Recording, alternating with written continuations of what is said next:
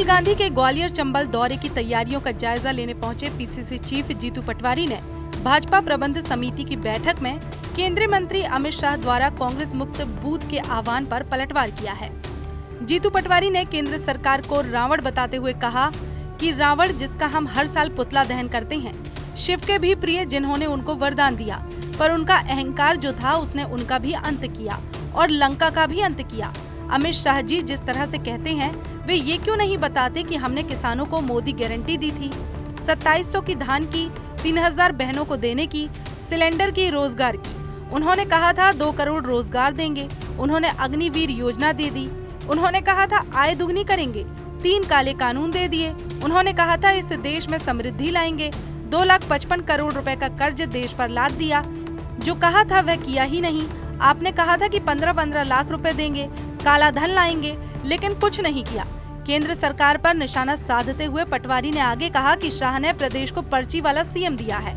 CM Mohan Yadav पर निशाना साधते हुए जीतू पटवारी ने कहा कि उन्हें 3 चीजें पसंद है: कर्ज, क्राइम और करप्शन। प्रदेश में क्राइम बढ़ता ही जा रहा है। हर साल पुतला दहन करते हैं। वो किस चीज का प्रतीक है? सोने की लंका थी। उस जमाने में सोने की लंका, हर घर सोने का, और ताकत इतनी कि शिव भगवान ने कहा अमृत है आपकी नाभि में, आपको कोई आपके प्राण नहीं ले सकता है, अमर आदमी। और ताकतवर इतना कि शिव के भी प्रिय जिन्होंने उनको वरदान दिया, पर उनका अहंकार जो था उनका भी अंत किया, लंका का भी अंत किया। तो ये अमित शाह जी जिस तरीके से बात बोलते हैं, उनने क्यों नहीं बताई कि हमने मोदी गारंटी दी थी 2700 रुपये गेहूँ की, 3100 रुपये धान की, 3000 रुपये बहनों की, हमारे 450 का गैस सिलेंडर। जब मोदी ने 14 में दिया, कहा था 2 करोड़ रोजगार देंगे, उन्होंने अग्निवीर योजना दे दी। उन्होंने कहा था हम किसानों की आय दुगनी देंगे, 3 काले कानून दे दिए। उन्होंने कहा था कि इस देश में आर्थिक समृद्धि लाएंगे, 255 लाख करोड़ के कर्ज में ला दिया। आपने जो कहा वो किया नहीं। आपने कहा था काला धन लाएंगे, 15-15 लाख देंगे। आप लोगों को घर आ गया होगा यात्रा से? नहीं, मैं जो समझ रहा हूँ आप लोगों को घर आ गया होगा, नहीं आया ना? तो अमित शाह ने वो भी कहा था, वो सवाल बनता है नहीं बनता? वहीं मीडिया के द्वारा मृत वोटर्स के नाम वोटिंग लिस्ट से न हटाए जाने के सवाल पर भी पीसीसी चीफ ने बीजेपी पर जमकर जुबानी हमला बोला और कहा कि भारतीय जनता पार्टी की हर तरीके से बेईमानी करके चुनाव जीतने की आदत है। कांग्रेस पार्टी उस पर काम कर रही है। पूरे प्रदेश की वोटर लिस्टों में गड़बड़ है। हमने शिकायत भी की है। भोपाल स्तर पर, ग्वालियर स्तर पर और जिला स्तर पर भी शिकायत कर रहे हैं। वहीं राजस्थान के शिक्षा मंत्री के अकबर को लेकर दिए गए बयान पर भी जीतू पटवारी ने तंज कसा और कहा कि बीजेपी ये बताए कि रोजगार कब मिलेगा और महंगाई क्यों बढ़ रही है।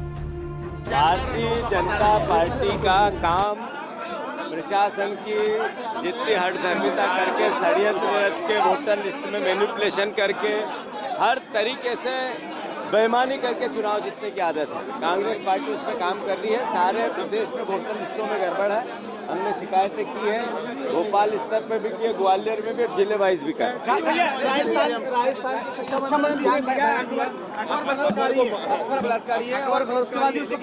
ये भारतीय जनता पार्टी ये बताए रोजगार कब मिलेगा, कब बताए महंगाई कब कम होगी, कब बताए बच्चे नशेड़ी क्यों हो रहे हैं। ये सवाल है, महंगाई क्यों बढ़ रही है, ये क्यों नहीं बताता राजस्थान का शिक्षा मंत्री।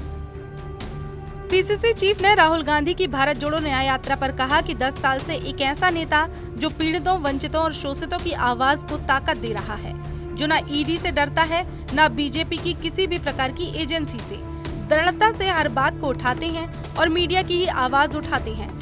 लोकतंत्र के वोट की कीमत घट रही है। मोदी सरकार लगातार हत्या कर रही है। जनप्रतिनिधियों की मंडी लग रही है। ऐसी स्थिति में भी दृढ़ता के साथ खड़े हैं। बता दें, राहुल गांधी की भारत जोड़ो न्याय यात्रा 2 मार्च को मध्य प्रदेश में प्रवेश करेगी। ग्वालियर से TV9 के लिए धर्मेंद्र शर्मा की रिपोर्ट।